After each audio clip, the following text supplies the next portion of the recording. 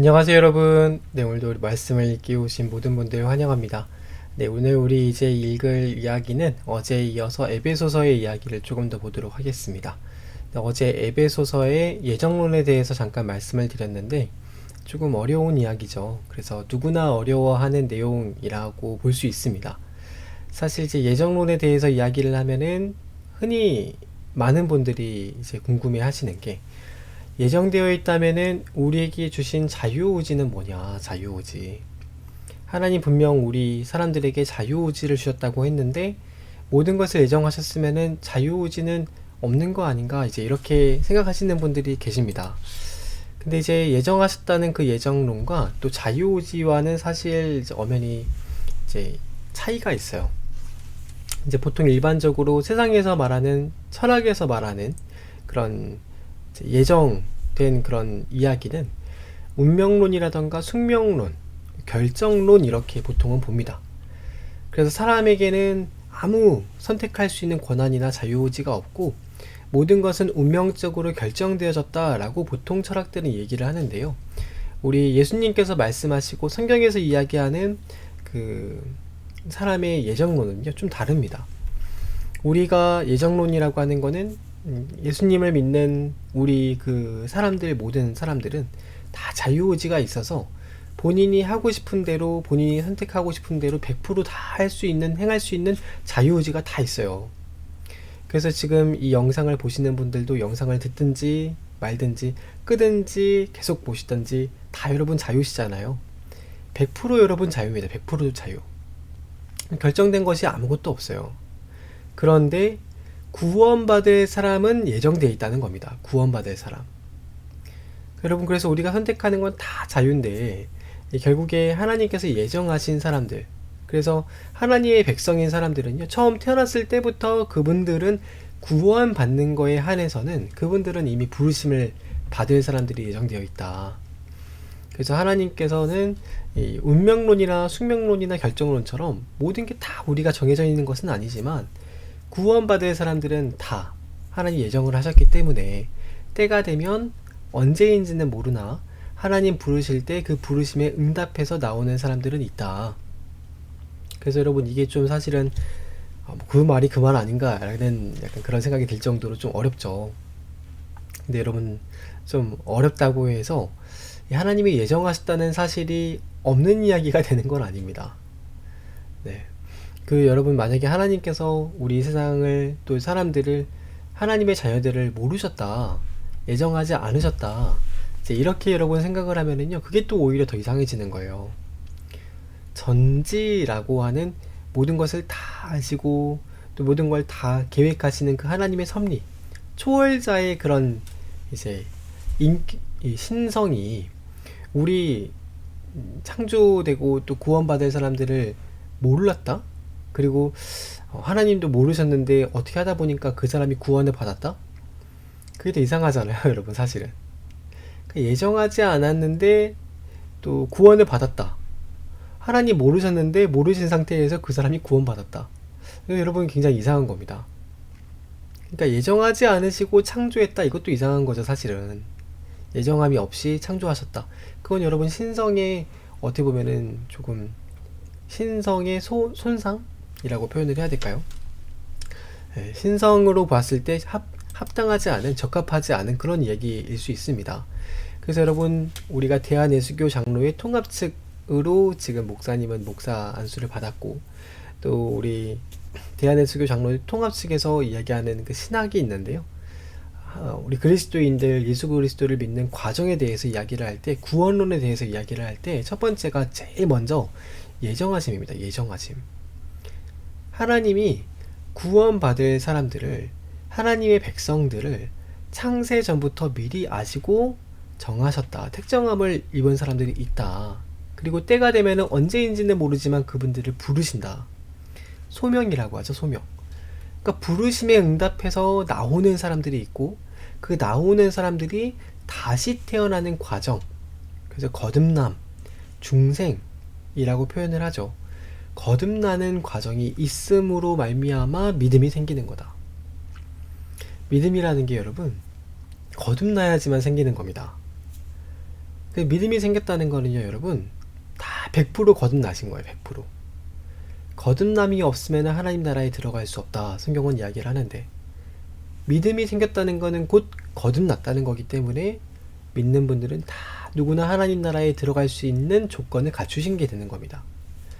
그래서 여러분, 믿음을 가진 사람들이 회개해서 물로 씻음을 받고 또 예수 그리스도의 보혈의 그 피로써 또 죄의 씻음을 받고, 그래서 우리가 이제 평생 동안에 성화의 길을 걸어가는 그 길을 걷게 된다.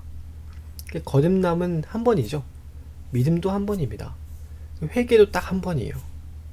그러니까 이 예정하신 사람들에게 부르시는 그 부르심을 통해서 우리가 구원을 받는 구원론의 이 과정이 이렇게 되는데, 보시면은 그 시작이 바로 예정하셨다는 거죠. 예정하셨다.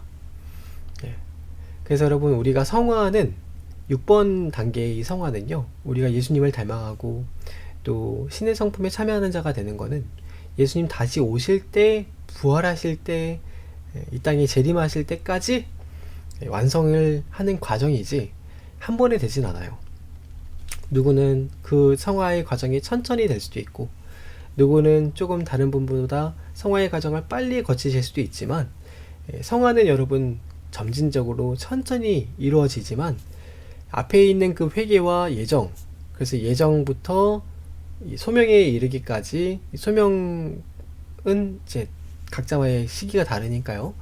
부르신 그 순간부터 회개에 이르는 이 일은요, 일회성으로 한 번에 단번에 일어납니다. 구원 받는 거는 믿음으로써 한 번에 이루어지는 사건이고, 구원 이후의 성화의 과정은 다 여러분 시간이 걸리고 점진적으로 일어나는 과정입니다. 그러나 중요한 거는 성화를 거치지 않는, 성화의 결단이 없고 성화의 과정이 없는 믿음은 믿음이 아닙니다. 믿음이 아니다. 진짜 믿음이 아니다. 우리 이렇게 볼 수 있겠죠. 그래서 여러분, 여기서 예정을 빼버리면은요, 정말 이상해져요. 그러니까 이제 예정에 대한 말은 영화로운 부활까지 참여하는 거죠. 예정에 대한 말은 에베소서에만 있는 게 아니라 고린도전서에도 보면은 이런 말이 있습니다. 2장 6절에 그러나 우리가 온전한 자들 중에서는 지혜를 말하노니 이는 이 세상의 지혜가 아니요 또 이 세상에서 없어질 통치자들의 지혜도 아니다. 온전한 자들 중에서는 지혜를 말한다. 그러니까 이게 이제 바울이 고린도전서를 쓸 때요, 바울의 그 신학이나 바울이 가르치는 교리가 세상에서 말하는 철학보다 깊이가 없다, 싱겁다, 뭐 이런 말을 하는 사람이 있었거든요. 무시하려고 하는 사람이 있었기 때문에 바울이 좀 깊이 있는 얘기를 하겠다라면서 했던 말입니다. 그게 뭐냐면, 오직 은밀한 가운데 있는 하나님의 지혜를 말하는 것이다. 그것은 곧 감추어졌던 것인데 하나님이 우리의 영광을 위해서 만세전에 미리 정하신 것이다. 이게 진짜 하나님의 비밀 중에 비밀이요 지혜 중에 지혜죠. 감추어졌던 겁니다. 만세전에 예정하신 분들, 미리 아시고 택정하신 분들이 계셨다. 바울이 이런 말을 하잖아요. 또 로마서에서도 보면은요, 8장 29절에 이런 말이 있습니다. 하나님이 미리 아신 자들, 미리 아셨다고 하죠. 또 그 아들의 형상을 본받게 하기 위해서 미리 정하셨다. 미리 정하셨다. 그로 많은 형제들 중에서 맏아들이 되게 하려 하심이라. 또 미리 정하신 그들을 또한 부르시는 과정이 있다. 부르심. 그러니까 예정하셨던 자들을 소명으로 세상에 있는 사람들을 그리스도의 교회로 부르셨다. 이렇게 하잖아요. 그래서 여러분, 어제도 말씀을 드렸지만 교회가 무엇인가? 에클레시아라고 하는데, 에크란 단어가 밖으로라는 겁니다. 밖으로. 에크클레오, 불러내다. 그래서 밖으로 불러내서 모으다, 이런 뜻이 에클레시아 교회란 뜻이에요. 누구를 불렀느냐? 미리 하시고 택정하신, 택한, 선택받은 백성들이 지옥으로 걸어가고 있는 수많은 사람들의 대열에 섞여 있는 걸 보시고, 하나님께서 그 택한 사람들에게 소명으로 부르실 때 그 사람들이 그 말을 듣고 음성에서 나와서 에클레시아, 건짐을 받은 겁니다. 그래서 그 사람들이 이제 우리는 구원받았다라고 하는 거고, 그분들이 모이는 그 모임의 이름이 교회, 구원 밖으로 불려진 자들, 그래서 교회, 이렇게 이제 얘기를 하는 거죠. 그래서 여러분, 이런 사람들, 어떤 사람들이 불림을 받느냐? 밖으로 불러냈다. 어떤 사람들이 불림을 받느냐?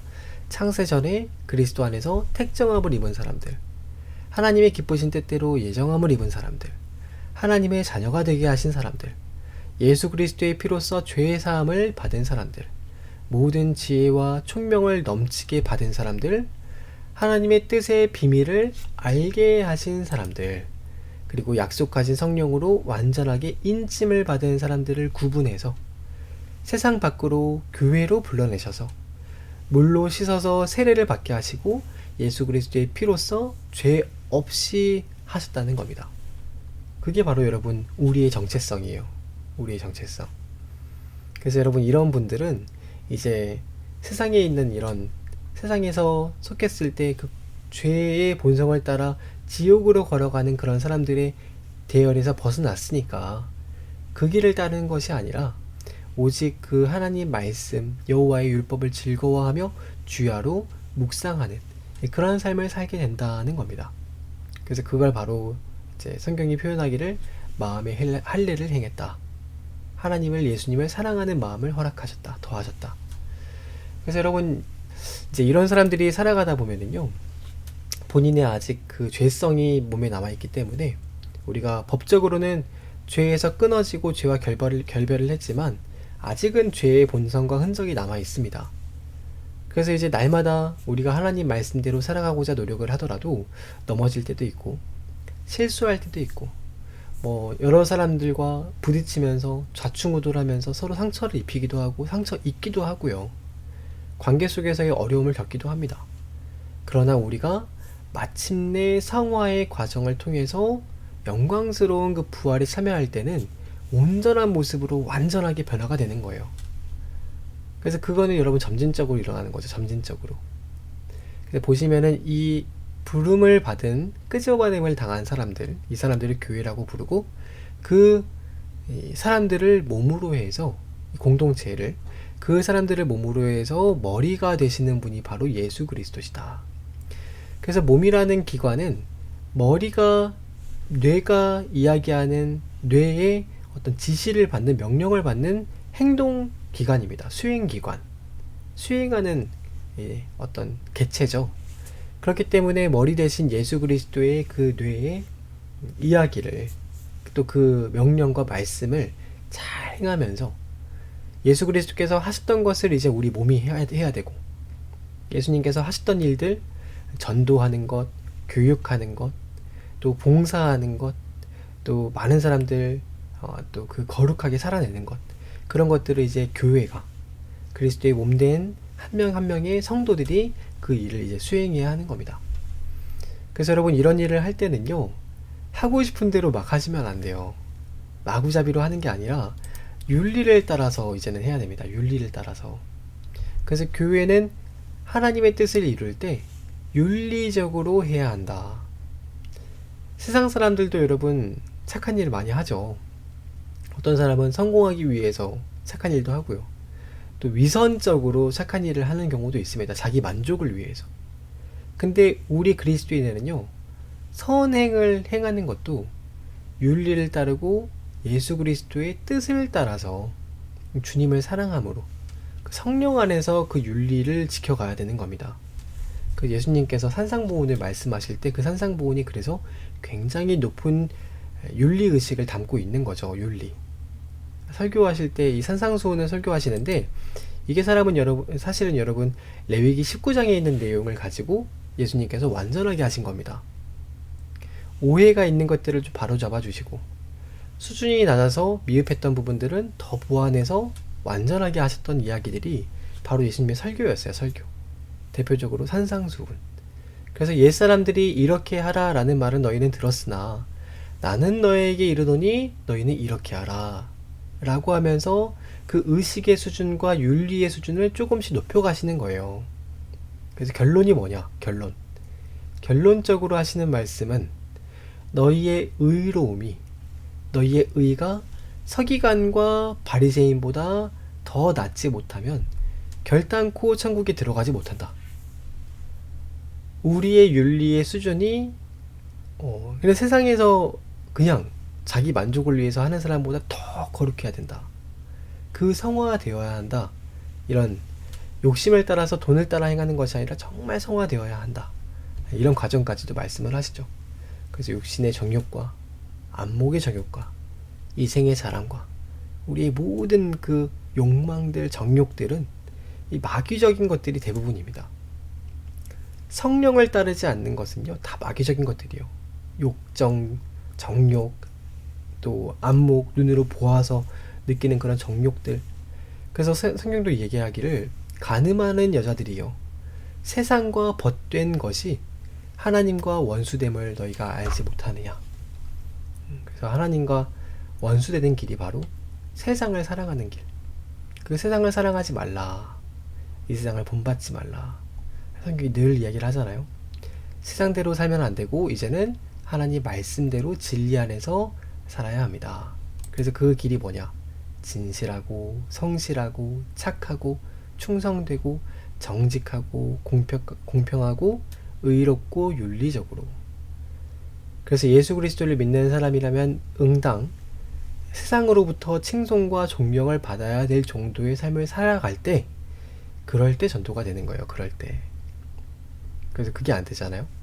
그러면은 예수님을 믿는 사람들이 입으로는 막 말을 많이 하고 뭐 아는 것은 막 있으니까 아무리 말을 많이 한다 하더라도요, 그 이런 윤리적인 우리의 삶에 성숙이 없으면은 무시당해요. 무시.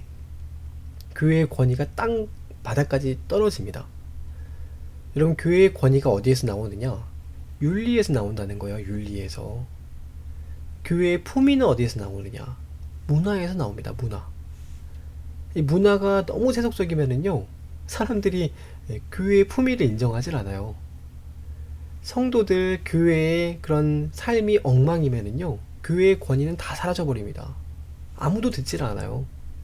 그러면 이제 그게 이제 세상에서 맛을 잃어버린 소금이라서 세상에서 버림받는 그런 교회가 되는 거죠.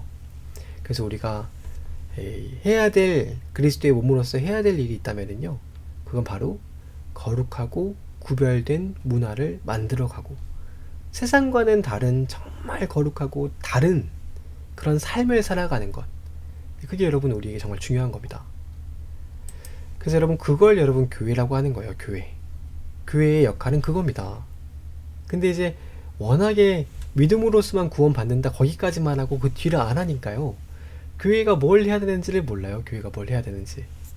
그러니까 교회가 뭘 해야 되는지 모르고 윤리를 강조하지 않으니까, 그러니까 이렇게 세상에 살아갈 때 교회가 사람들로부터 또 존경받는 것이 아니라 무시를 당하고, 칭찬을 듣는 것이 아니라 멸시를 받는 겁니다. 그러니까 뭐 이건 한두 사람의 문제가 아니기 때문에 뭐 이제 우리가 스스로를 성찰하고 반성하고 우리가 정말 잘해야겠다 이렇게 다짐을 하는 그런 차원에서 우리가 더 생각을 해봐야겠죠. 한두 사람의 문제는 아니에요, 사실. 근데 중요한 건 교회는 그런 이제 성화되는 과정이 없이는 교회가 되기 어렵다. 이 일을 계속 방해하려고 하는 세력이 있습니다. 방해하려고 하는 세력이 바로 사탄이죠, 사탄. 할 수만 있거든 정말 온갖 사상과 철학과 온갖 종교와 권력과 욕정과 정욕과 또 모든 세속화와 이런 것들을 다 동원해서요, 우리 할 수만 있거든 교회를 무너뜨리려고 하는 존재입니다.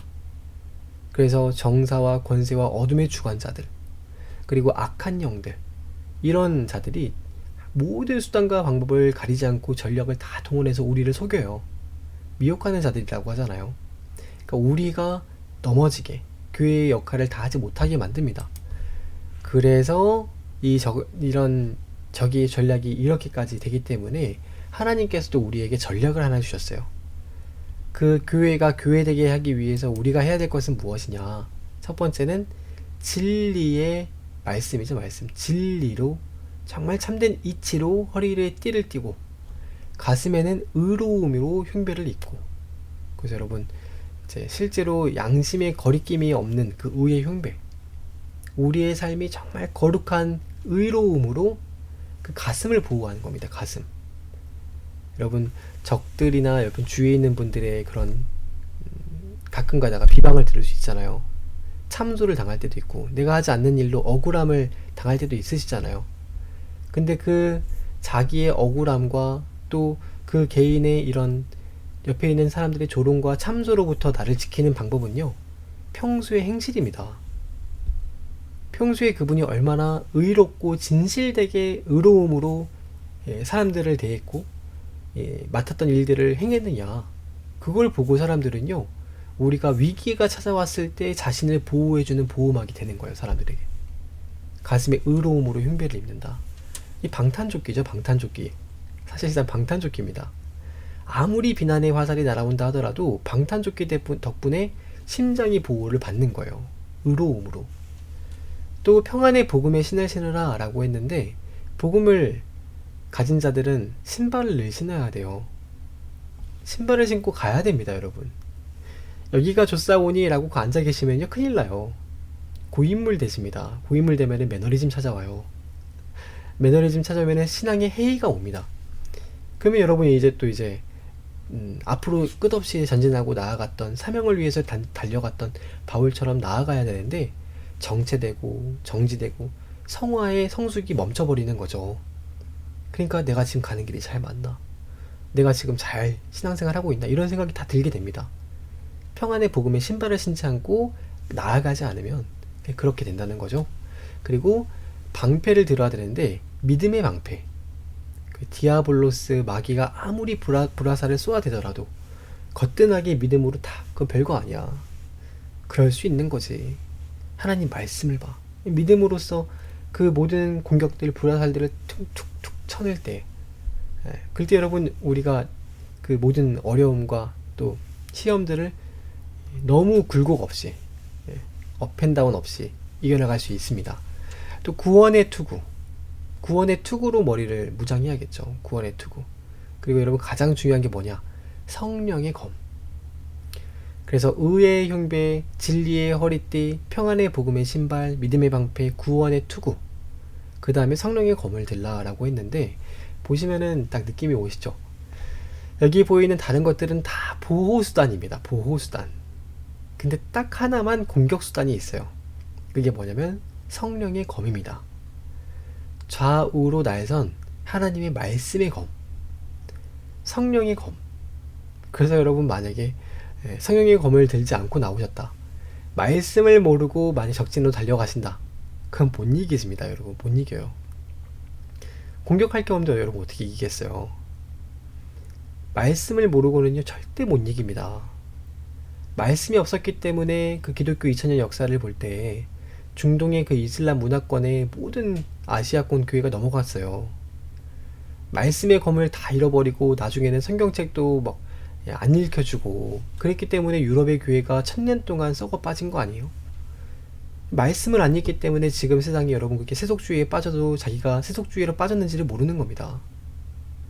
그러니까 여러분, 우리가 진짜 이길 수 있는 수단은요, 말씀의 성령의 검이 필요하다는 거예요. 그래서 에베소서를 볼 때 영적인 전쟁이 있고, 또 이 영적인 전쟁에서 승리하는 영적 전쟁의 승리, 마귀를 능히 대적하라, 하나님 우리에게 말씀을 하십니다. 그래서 마지막에 누가 일어서 있느냐, 누가 주님 앞에 끝까지 믿음을 지킬 때 믿음의 경주를 다 하고 나아가느냐, 교회로, 온전한 교회로 설 수 있느냐. 중요한 건 그거죠. 그 최후의 승자, 최후 승리를 얻기까지 주의 십자가를 바라보면서 이런 그리스도의 몸된 교회로, 그리스도의 그리스도를 머리로 한 그 지체로서 이런 믿음의 경주의 싸움을 다 싸우라. 그게 바로 이제 교회라는 거죠. 교회. 우리 다 이제 교회의 성도입니다. 교인이죠. 교인.